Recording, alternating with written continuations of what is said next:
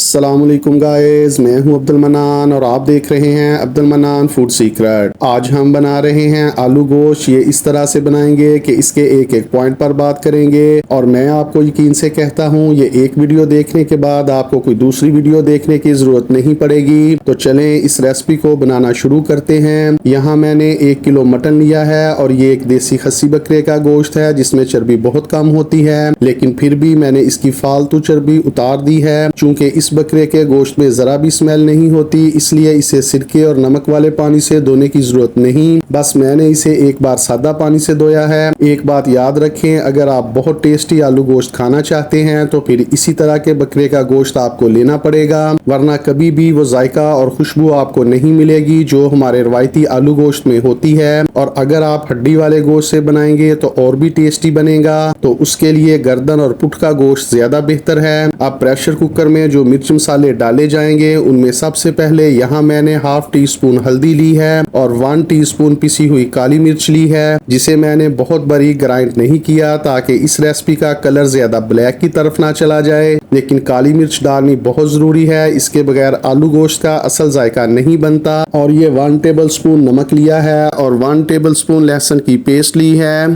और 3 table spoon दही लिया है और 3 टेबल स्पून देसी घी लिया है। बल्कि इस डिश की रवायत तो ये है कि ये घरों में बनने वाले खालस देसी घी में बनाई जाती थी, लेकिन अगर आप इसे मुकम्मल तौर पर देसी घी में नहीं बनाना चाहते तो फिर इतना जरूर डालें जितना मैं डाल रहा हूँ। और ये 1 गिलास पानी लिया है जो प्रेशर लगाने के लिए है। और अगर आपका प्रेशर कुकर सही है यानी स्टीम जाया नहीं करता तो फिर 1 गिलास से ज्यादा पानी हरगिज ना डालें, क्योंकि गोश्त और प्याज दोनों ही पानी छोड़ेंगे। और ये मैंने 2 दरमियाने साइज की प्याज काट ली हैं, इन्हें सादा पानी से वॉश कर लिया है। अब इन तमाम अज्जा को प्रेशर कुकर में डालकर वेट चलने के बाद तकरीबन 10 से 12 मिनट तक पकाएंगे। मैं इसे छोटे 5 लीटर वाले प्रेशर कुकर में बना रहा हूं और अगर आप इसे 9 लीटर वाले प्रेशर कुकर में बनाएं तो इसे गलने में 6 से 8 मिनट लगेंगे। मकसद ये है कि इसे बहुत ज्यादा नहीं गलाना, सिर्फ 50% तक गलाएंगे। कुछ लोग इस खौफ से प्रेशर ज्यादा लगा देते हैं कि कहीं आखिर पर गोश्त कच्चा ना रह जाए। आपने ऐसा नहीं करना, क्योंकि अगर गोश्त शुरू में ही इतना गल जाएगा तो जब हम इसकी बुनाई करेंगे तो बोटियां टूट जाएंगी और सारा गोश्त गुल मिल जाएगा। तो इस सूरत में आप इस डिश का नाम तजवीज कर लें, मेरे जहन में तो कोई नहीं आ रहा। अब अगर आपका खाना आखिर पर कच्चा रहता है तो उसका हाल तो ये है कि ख्वाह आप सब्जी बनाएं या कोई दाल बनाएं या किसी किस्म का गोश्त बनाएं, तो आखिर पर इसे 15 से 20 मिनट तक दम वाली आंच पर रखकर जितना मर्जी गला लिया करें। और इस तरह करने से खाने का टेस्ट भी बहुत बढ़ जाता है। इसमें बात सिर्फ एक एहतियात है, वो ये कि आखिर पर किसी भी खाने में बार बार चम्मच नहीं फेरा जाता।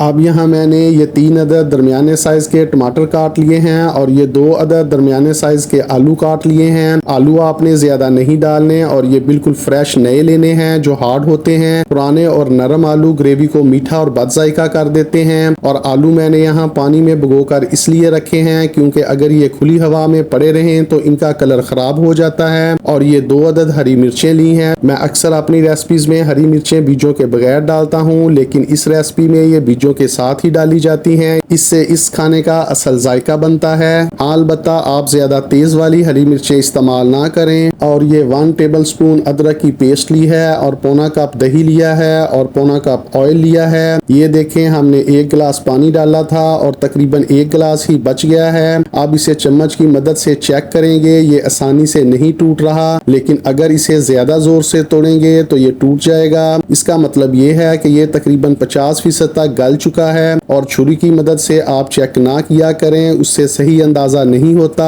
अब इन तमाम अज्जा को शामिल करेंगे, सिर्फ दही और आलू अभी शामिल नहीं करेंगे। और 3 मिनट तक वेट लगाकर टमाटरों को गलाएंगे। और अगर आप चाहें तो प्रेशर के बगैर ही 6 से 7 मिनट तक ढक्कन लगाकर गला लें। कुछ लोग टमाटरों को प्याजों के साथ ही शुरू में डाल देते हैं, आपने ऐसा नहीं करना, क्योंकि ऐसा करने से ना ही इस रेसिपी का असल जायका बाकी रहता है और ना ही वो ग्रेवी हासिल होती है जो मैं आपको आगे चलकर दिखाऊंगा। अब यहाँ मैंने ये 1 टेबल स्पून पिसा हुआ गरम मसाला लिया है। ये मैंने जो अपने गरम मसाले की रेसिपी में पहले नंबर पर बनाया था वो लिया है। उसमें मैंने सूखा धनिया, जीरा, सौंफ, बड़ी इलायची, छोटी इलायची वगैरह सब कुछ डाला है। और यहाँ वो सब कुछ बनाने में वीडियो बहुत लंबी हो जाएगी, इसलिए गरम मसाले की वीडियो का लिंक मैं आई बटन और डिस्क्रिप्शन में दे दूंगा, आप वहां से देख लें। और ये 1 टेबलस्पून पिसी हुई सुर्ख मिर्च ली है, और ये 2 अदद हरी इलायची ली है, और ये 2 अदद लौंग लिए हैं, और ये 1 पीस दालचीनी का लिया है, और ये 1 काली इलायची ली है। अब इन तमाम अज्जा को शामिल करेंगे और इतनी देर तक पकाएंगे हत्ता कि मुकम्मल ऑयल गोश्त से अलग हो जाए, और फिर दही शामिल करेंगे। अब दही शामिल करने के बाद इस ऑयल में इसे कम अज कम 4 से 5 मिनट तक पकाएंगे, यहाँ तक कि सारा दही ऑयल में तब्दील हो जाए। ये स्टेप बहुत ज़रूरी है, अगर आपने ऐसा ना किया तो फिर हो सकता है कि दही की स्मेल बाकी रहे, जो इस रेसिपी में बिल्कुल अच्छी नहीं लगती। अब यहाँ हाफ टी स्पून सिरका शामिल करेंगे, ये ऑप्शनल है, क्योंकि जब हम घरों में दादी या नानी के हाथ का बना खाते हैं जिसका एक कमाल का जायका होता है, तो उसमें तो ये सिरका नहीं डाला जाता, लेकिन कमर्शियल लेवल पर चूंकि गोश्त को शुरू में सिरके और नमक वाले पानी से धोया जाता है, इसलिए उसमें सिरके का जायका और खुशबू बाकी रहती है। अब आपका जो जी चाहे आप करें, लेकिन इसे हाफ टी स्पून से ज्यादा ना डालें, क्योंकि एक उसूल है कि शोरबे वाली हंडिया में ज्यादा खट्टी चीजें नहीं ऐड की जाती। इस स्टेज पर आप नमक मिर्च चेक कर लें, अगर मिर्च डालनी पड़े तो सुरख मिर्च हरगिज ना डालें, इस स्टेज पर सिर्फ काली मिर्च ही डाली जा सकती है। अब यहाँ चेक करें, ये तकरीबन 80% गल चुका है, और अगर आप इसकी ग्रेवी को गौर से देखें तो इसके ऊपर गोश्त का रोगन और ऑयल है, और चम्मच के नीचे इतनी प्यारी ग्रेवी है जो कि इस रेसिपी की असल खूबसूरती और जायका है। बस इसी तरह की ग्रेवी आपने तैयार करनी है, और जब ये ग्रेवी तैयार हो जाए तो उसी वक्त आप इसमें आलू शामिल करें। पहले आलू शामिल ना करें, आप यकीन करें जब आलू इस गोश्त के रोगन और ऑयल में पकेंगे तो आलू खाने का मजा गोश्त से भी बढ़ जाएगा। यही इस डिश की ट्रेडिशन और ब्यूटी है। और साबुत हरी मिर्चें भी इस स्टेज पर डाली जाती हैं, जिसकी खुशबू इस ग्रेवी में बाकी रहती है, तो वो भी शामिल कर लेते हैं। अब बारी है इस ग्रेवी को बढ़ाने की, यानी पानी शामिल करने की। तो पानी आपने उसी वक्त शामिल करना है जब आलू इस ऑयल को अपने अंदर अच्छी तरह एब्जॉर्ब यानी जज़ब कर लें और तकरीबन 50% तक गल जाएं। पानी आपने 1 गिलास से ज्यादा शामिल नहीं करना, क्योंकि ये 1 किलो की रेसिपी है, और अगर आप ग्रेवी ज्यादा चाहते हैं तो शुरू में आपको गोश्त की मिकदार ज्यादा करनी पड़ेगी।